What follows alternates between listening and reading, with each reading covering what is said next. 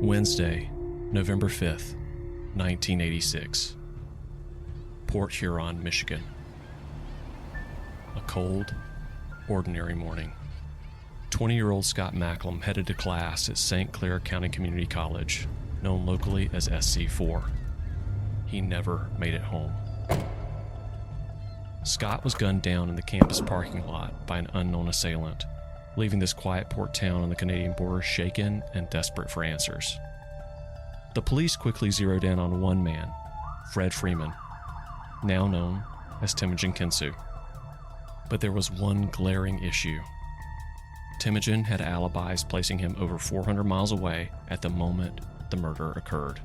The trial that followed was rife with controversy, marked by shaky evidence, questionable testimony, and a conviction so unbelievable it raised more questions than answers.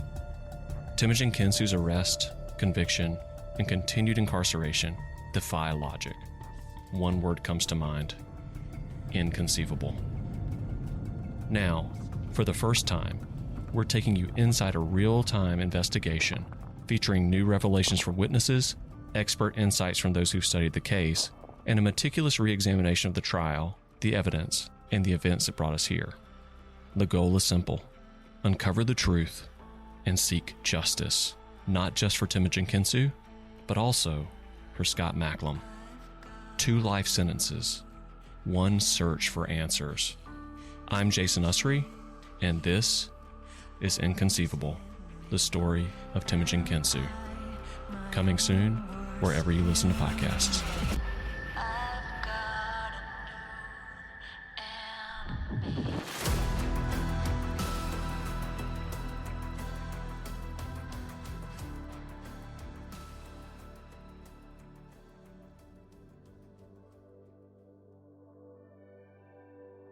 Hi guys, this is Jason.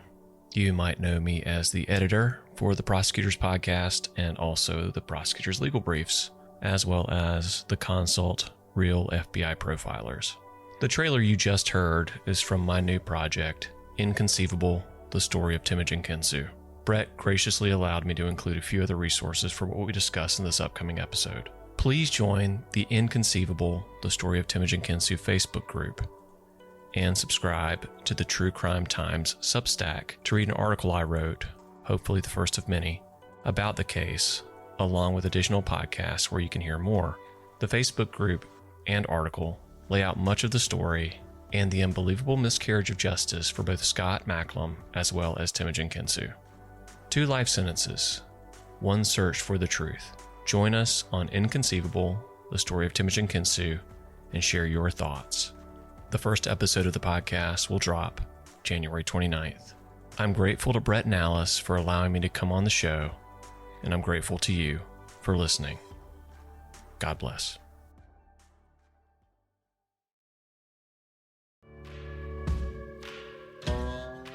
I'm Alice. And I'm Brett. And this is the Prosecutors Legal Briefs.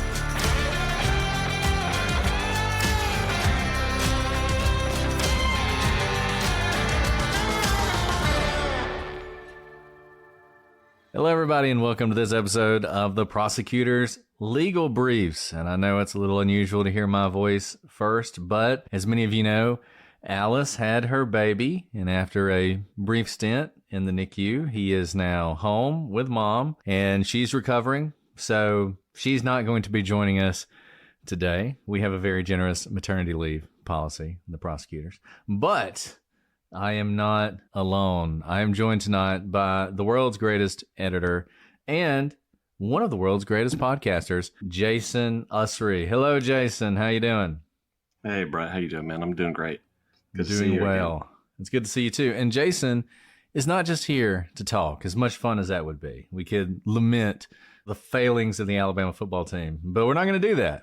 Yes. Instead, we're going to talk about something much more serious, the Temujin Kensu case. Those of you who've been following the show for a while, who listen to the prosecutors, you know we covered Temujin Kensu, I mean, it's hard to believe we've been doing it this long, but it's been years now since we did that case. It was an early case we did.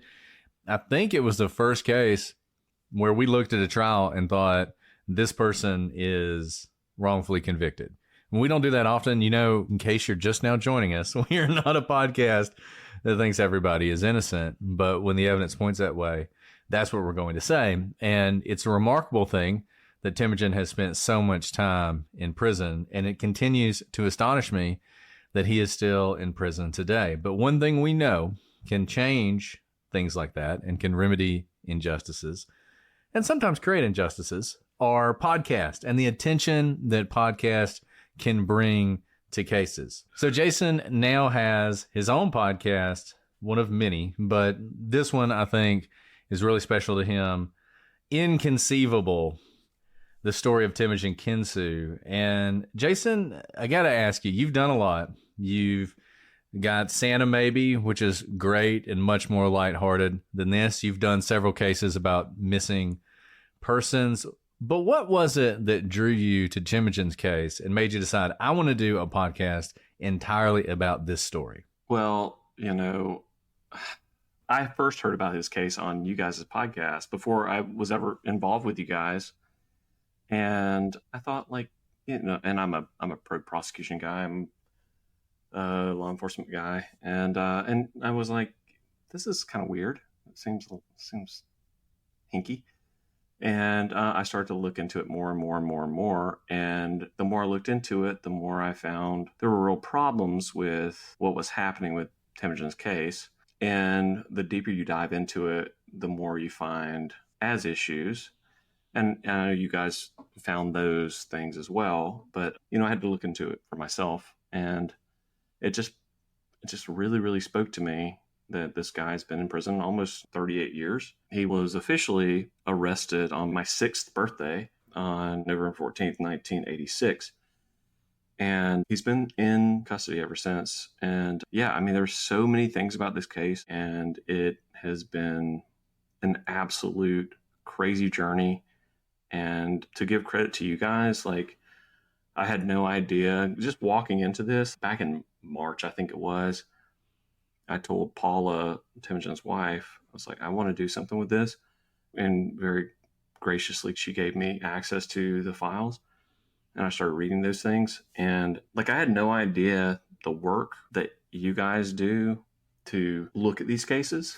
And I'm really grateful that I've been able to look at this, but I'm also really scared because there are many things here that are real problems for us. And I know that we stand on the platform of justice and the things that are right for people. And there are things here that should be alarming to most everybody. And so this case, Temujin Kensu, Fred Freeman was his name at the time in the mid-'80s, as Jason said, when he was accused of a murder in Michigan. For those of you who haven't heard our episodes, I would encourage you to go listen to them for the background, but just a general background. Essentially, Temujin, he dated a woman. I don't think they were ever married. Am I wrong about that? Were they married? No, they were never married. So he dated somebody. They broke up. He's living in sort of the northern part of Michigan and several hours away if you were going to drive. She starts dating someone else. One day, that person is getting out of their vehicle. Scott Macklem, is that? Yes, that's his name. Make sure I get all these details right. I don't want to mess anything up. Yes, let's make sure we say Scott Macklem's name. He's the victim. He's getting out of his vehicle and he's killed. He's shot with a shotgun by an unknown assailant. He dies very quickly. The person escapes. They drive off in a vehicle. There are a couple witnesses who are sort of nearby. They give vague details. They don't remember things. I believe one of them undergoes hypnosis.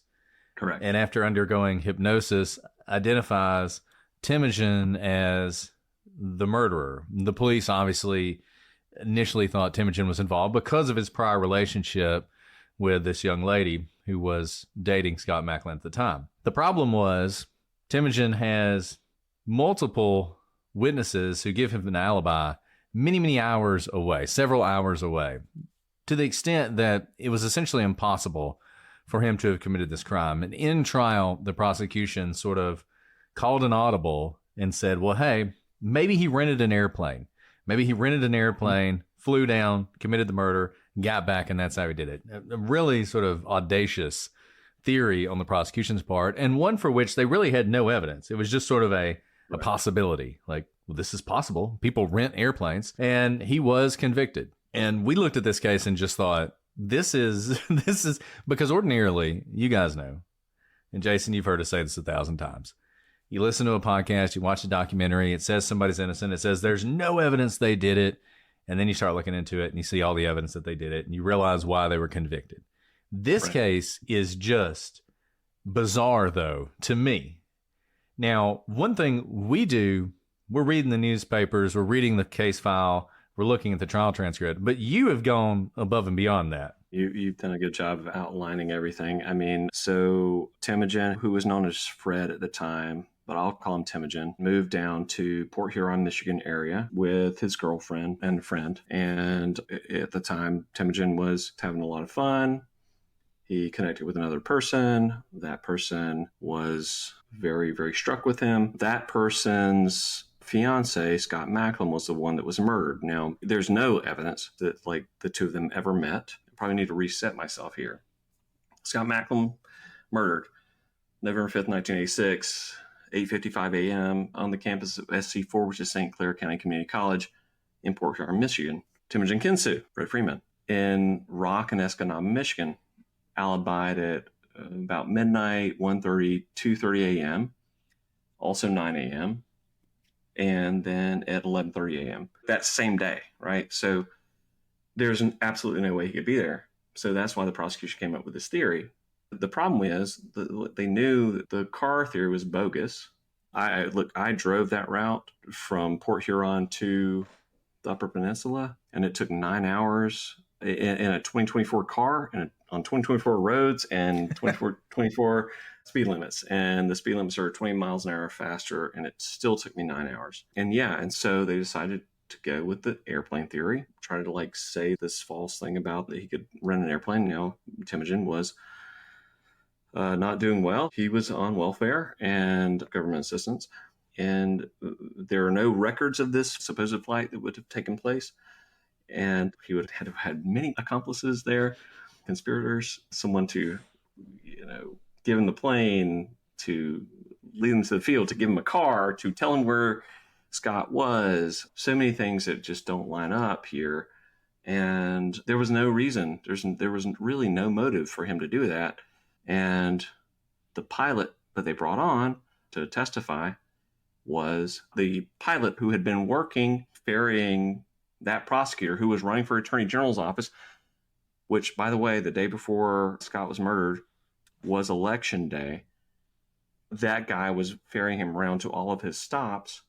And that's the guy that Robert Cleland, who's the prosecutor in this case, brought on to the stand as an expert witness. And I mean, I don't know, like it's such misconduct.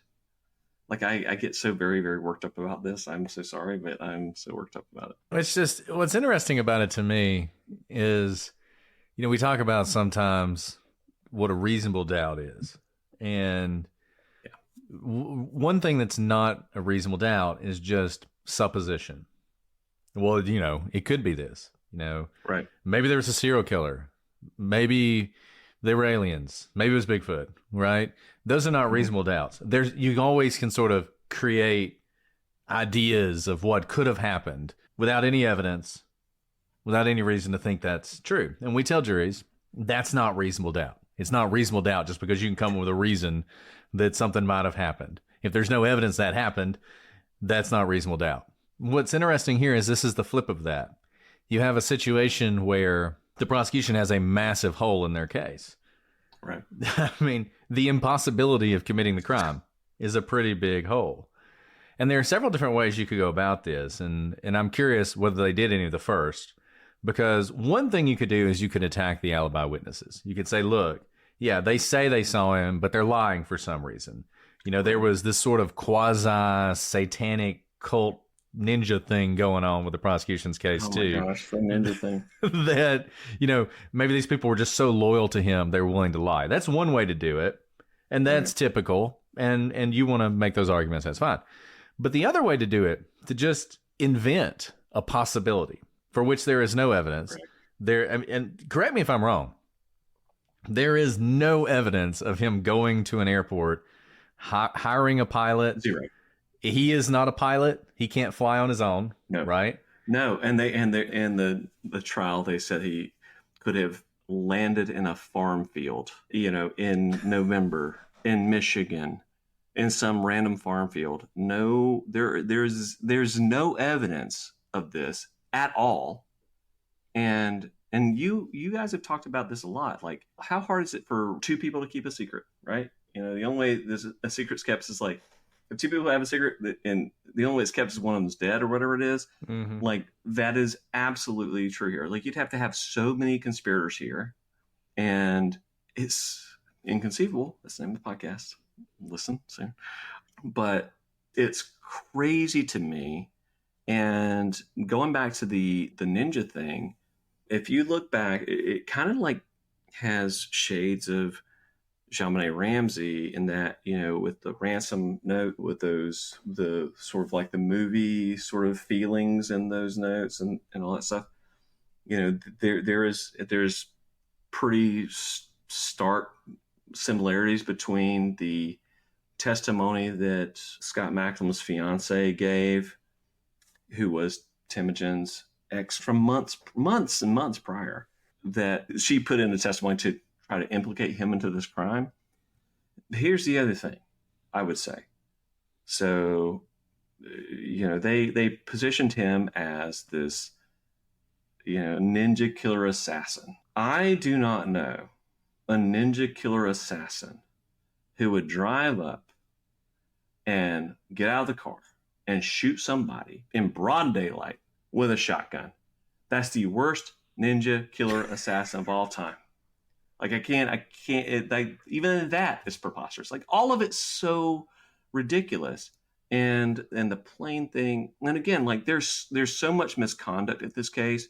So, like, there's that. I mean, you've got the hypnosis thing you brought up. Like, if you read the transcript of the hypnosis, Rennie Gobian says in his transcript that he felt like it looked like a hit, right? Everyone go back and listen to the consult. They go through some of this stuff. You can see the behavior that Temujin displayed during that time of his life was not someone who was calculating and was going to conduct a hit. If it was like a fight in a bar, maybe. Not something he's going to like go and find this guy out and track him down and stalk him and then like certainly not blow him away with a shotgun. Like, this is crazy. And the other thing too is, and Brett, I'm sorry if I'm stepping over things, but I get really passionate about this and everybody tells me to shut up about it. But Scott Macklem's killer is still out there. And I have a real problem with the way this has been handled. So, we've got 2 life sentences here right now. One guy sitting in Macomb, Temujin. And then we've got one guy I went and visited. When I went up there in October, I visited Scott's grave. And it was a really, really powerful experience for me because it's as much about him as it is about Temujin. And I'm trying to work all that out. But there are so many things in the case that are really, really confronting.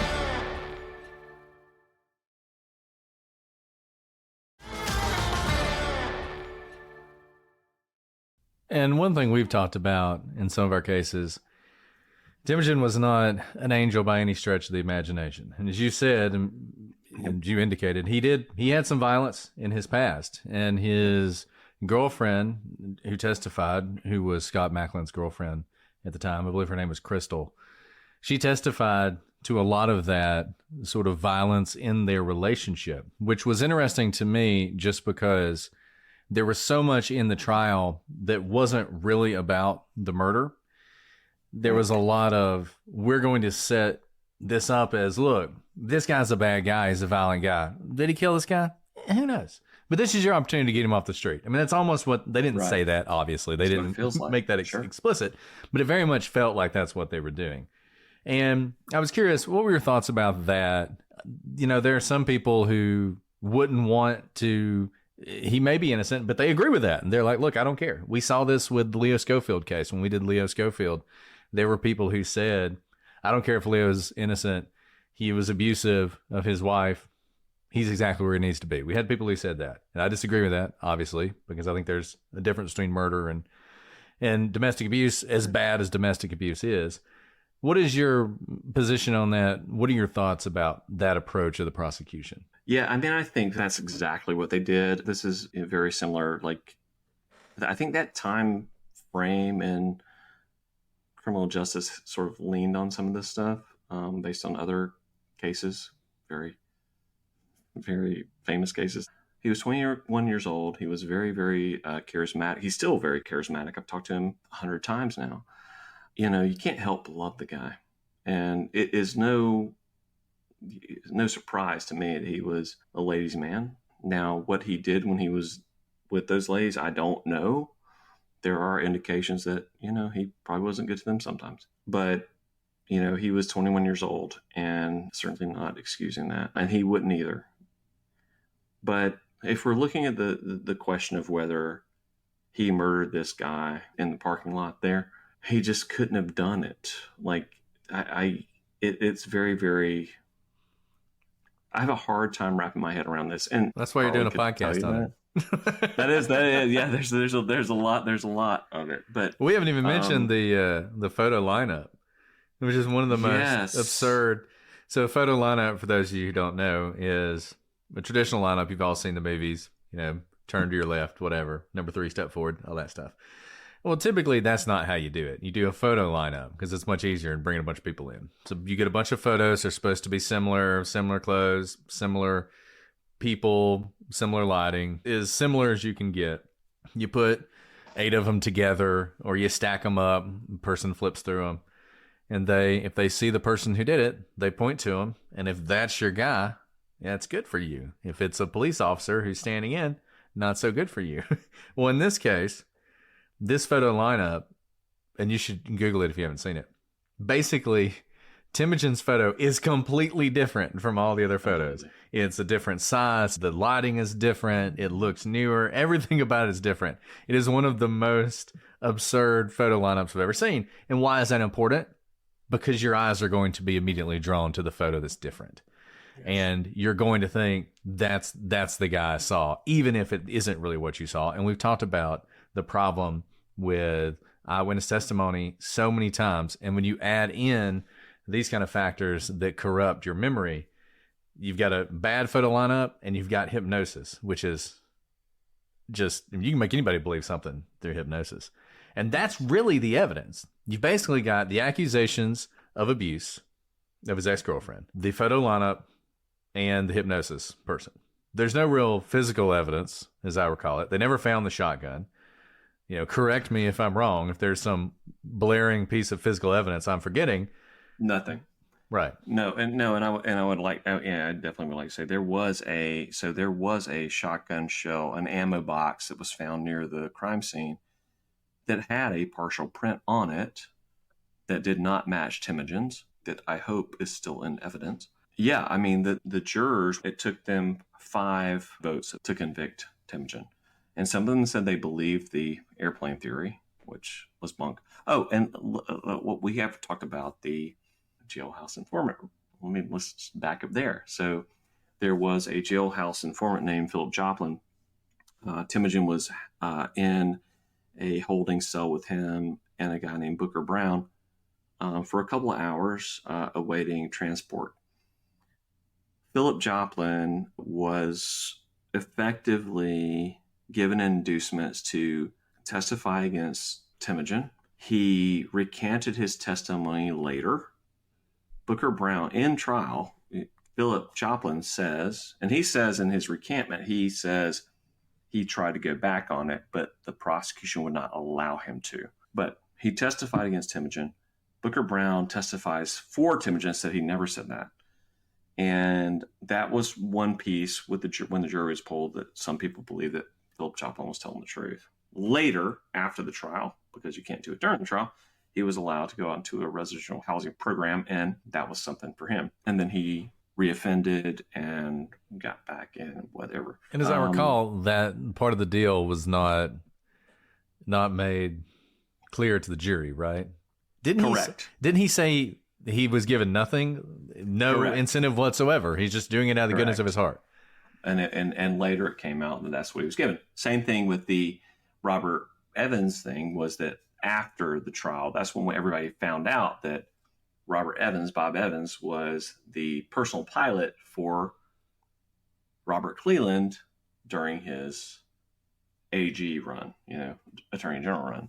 Was this just not turned over to the defense, or was the defense attorney just not acting competently? So the defense, that was going to be my next point. The defense attorney was an absolute disaster, right? So Temujin won a habeas petition for ineffective assistance of counsel because his defense attorney, his name was David Dean, was very, very drunk very, the whole time. Was he drunk the whole time? Drunk, and high, and whatever you could put in his body, he put into it.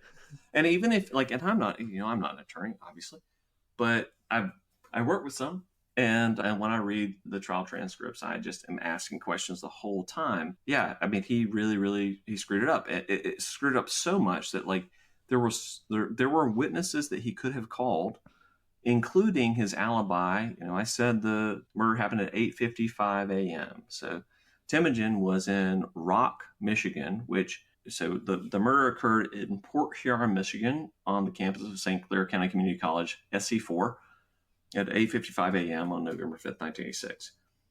Temujin and Michelle Woodworth, call her Shelley, were in bed at 9 a.m. She alibis him to this day. I interviewed her in Petoskey, Michigan 6 weeks ago, right?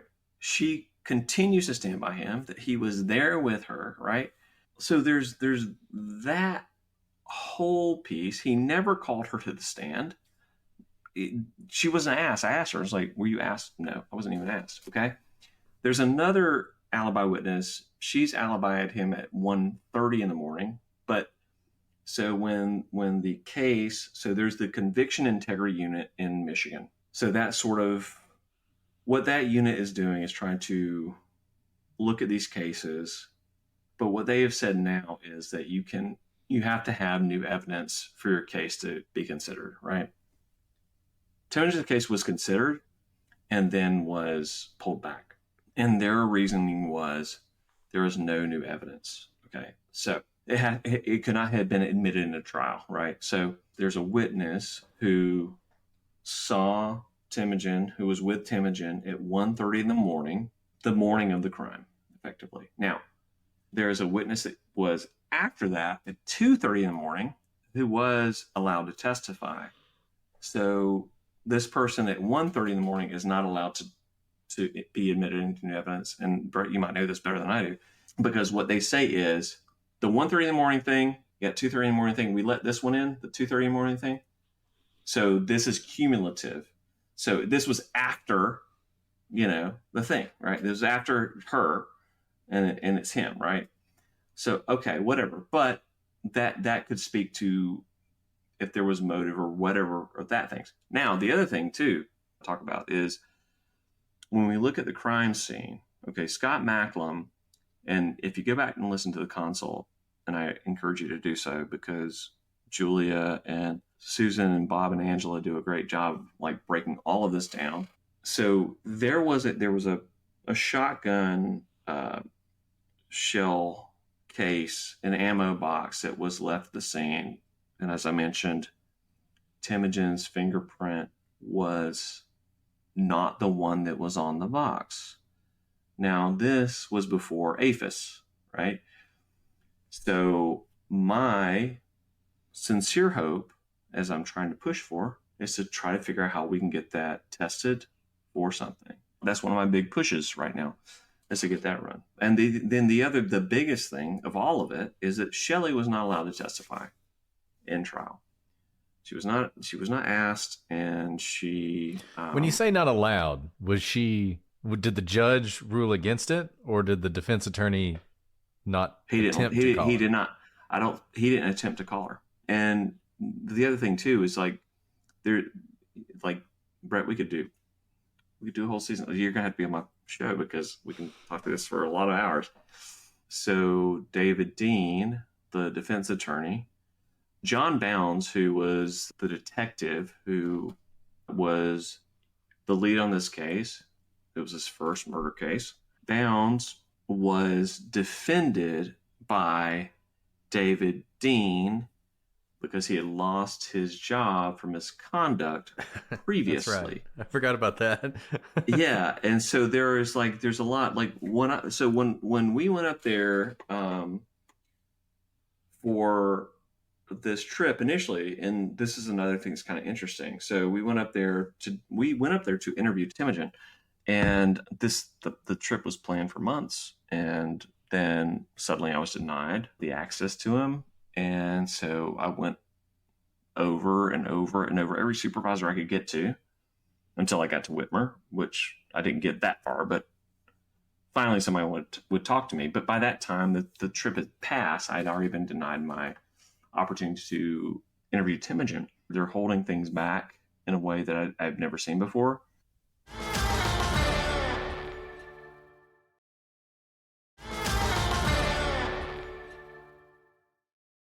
Tell me this, and maybe you don't have a theory, but letting people out of prison is all the rage these days. Innocent, guilty, doesn't really matter, right? And in particular, finding people who have been wrongfully convicted is a big deal. People like to do it. Governors like to release people who are innocent. Why? I mean, this case is so much more compelling than your average quote unquote innocence case. And I don't understand what the roadblock is. Do you have a theory for why no one in Michigan, there have been Republican AGs and governors and Democrat AGs and governors, it doesn't seem to be political. What is the reason that we can't get Temujin? It seems like he doesn't even really have a process. You know, Scott Peterson's in court every week trying to do something. Why is it that we can't get any kind of progress in this case? Well, I'll tell you this. So when we were up there a month ago, and I talked to 100+ people probably, and every person I talked to, whether they leaned left or right or whatever, every single one of them were unified in the fact that this is terrible. The reason, I don't know what the reason is, unless it is something very, very strict to the state. If they don't want to admit that they have done this so wrong for so long and they have to shell out a lot of money. Here's the thing. I mean, there's a guy that has been in prison almost as long as both you and I have been alive for a crime he could not have committed. And there is no way on earth I would have stepped into advocating for him if I believed that he could have committed it. Over the course of this time, he's become a very good friend of mine. He has shown me an enormous amount of how to stand up to unbelievable adversity with real grace and compassion for people. I can't imagine being in his shoes and feeling the hope that he has. I would have given up a long time ago. And the fact that when you really look at the case, and this is what I'm trying to do, really. And I'm not just trying to look at it from Temujin's spot. I'm trying to look at it from Scott's side too. Scott Macklem was murdered. He was gunned down in broad daylight in front of what could have been a dozen of his friends, right? He didn't deserve that. I don't care what he was doing, if there was anything there. He didn't deserve that. His parents didn't deserve that. But also, a guy who had nothing to do with it did not deserve to have this pinned on him. And my goal in all of this, I will tell you, I got a box full of files here. I've read thousands of pages, and you see all the gray hairs that are coming to my head now, and all that stuff. I'm working hard on it. I'm unwilling to let it go the way it's gone, and my sincere hope is that we get Temujin out, and then we find out what happened to Scott. Because here's the thing. Scott's family and friends and very rightfully so, will hate me for what I'm trying to do at the start. But if I can find a path to the truth for them, then they will at least get to have some peace. And that's sort of my hope in all this. And if they still hate me for it, then fine. But I'll get my first goal done, I hope. And look, I appreciate that approach, because we talked about this when we were talking about Leo Schofield, that there are people in Michelle's family who believe he's guilty. And I totally respect that. I don't agree with them based on what I've seen, but I completely respect where they're coming from. And I can only imagine how difficult it is to not only live with a loved one being murdered, but seeing it come up again and again and again. And that's a hard thing. And Sure. I think one thing you said that means a lot to me is you would not do this. You know, you would not advocate for this person. You would not subject them to this pain and stress if you weren't sure that this is a case where there's a wrongful conviction, and that means that their family member hasn't gotten justice and needs to. And I know you're passionate about this case. We've talked about it before. I think everyone listening hears it in your voice. And I hope people will check out Inconceivable. It is the latest. It's not the first, probably won't be the last, might be the best podcast on this case. And it's so important that you do this. You know, this case was covered by Undisclosed several years ago. Maggie Freeling took a look at it at some point. We looked at it 4 years ago. A lot of times past. I'm really happy that the consult has brought it back up and that you're doing this full deep dive into it. I hope we'll learn some stuff about it, and I hope it starts to move the needle. And I'll just say, if you're in Michigan, this is something you should be talking about. It's a case that needs to be well known, and people there need to feel pressure to either explain why they're not going to act. If they have good reasons, you know, if they see something we don't see, let us know. You know, lay it out there for us. Can I step in just for a second, Brett? Sure. Yeah. So, to that point. So when we were up in Michigan, we talked to whatever 100 people, right? And almost no one knew about this case. The one person that knew about it wandered into a bar across the street from where the murder scene was. And there was an old timer there. And I started talking to him, as I do. And I mentioned, I said, hey, do you happen to remember a murder that happened here about 4 years ago? And his words to me were, isn't that the one where they got the wrong guy? And I'm like, well, that's sort of why I'm here. And so there are people but there is a gap there, right?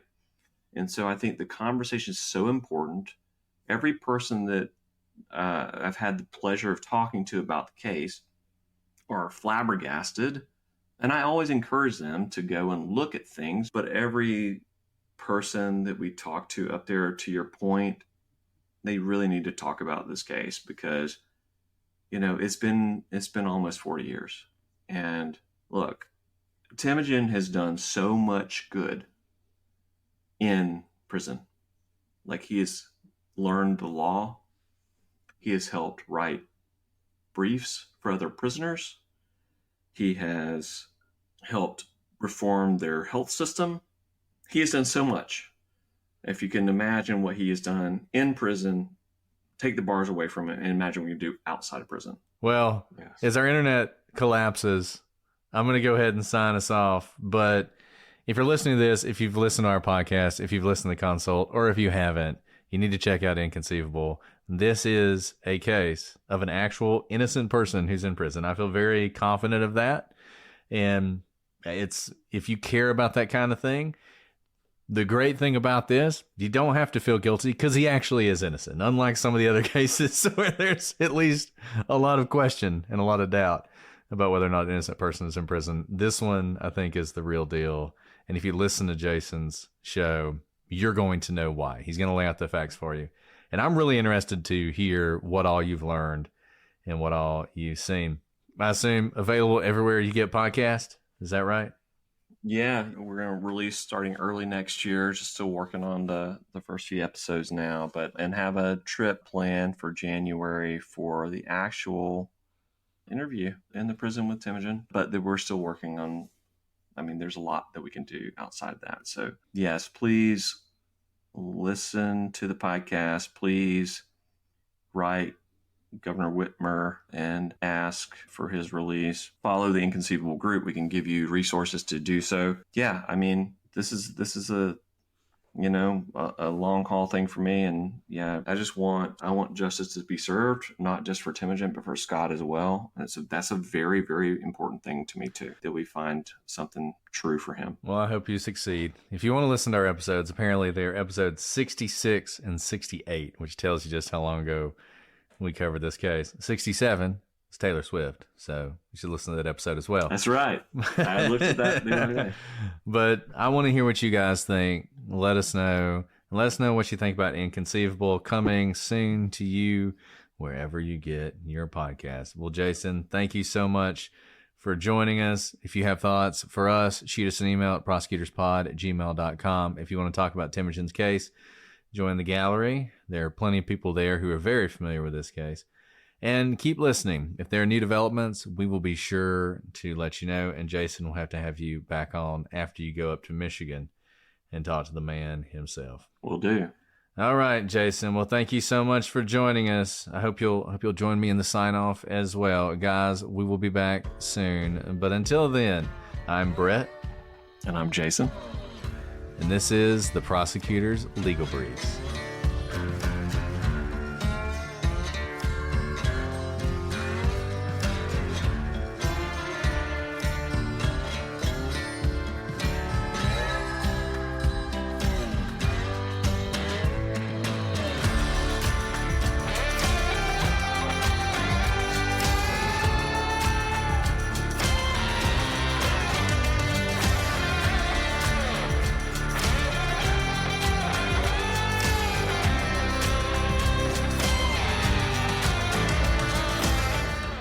Gonna come back and just be like, that is why I'm passionate about this case. And we're gonna be like, yes, that was brilliant.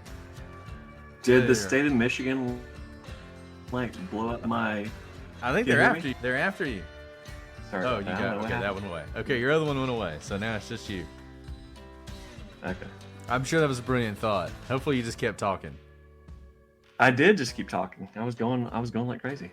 I don't know what I Great. said at this point. I'm sorry everybody, but whatever I said was so brilliant you can't even So imagine. brilliant.